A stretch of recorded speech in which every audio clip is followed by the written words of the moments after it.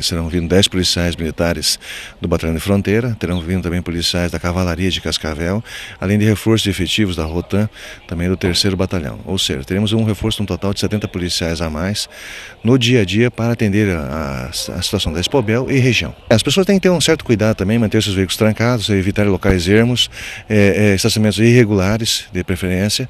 De forma assim, estaremos estabelecendo um perímetro todo em volta da Expobel, com reforço de policiamento, com motocicletas, vamos estar reforçando também com viaturas e cavalos.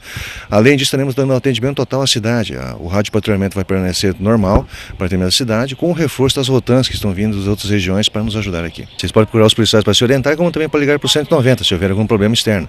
Principalmente se estiverem vendo pessoas de situação ali que estejam ou em risco ou em situação suspeita.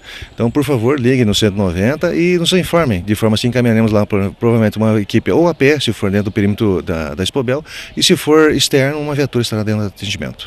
As pessoas têm que ter cuidado tanto com furtos como roubos, que é o atendimento principal que nós vamos dar nessa questão da Expobel, né? Até mesmo a população pode se deslocar tranquilamente para a Expobel, uma vez que o policiamento da cidade também vai ser reforçado, ou seja, além do rádio de patrulhamento normal, que está o atendimento à cidade, teremos mais viaturas atendendo toda a população da cidade aqui também.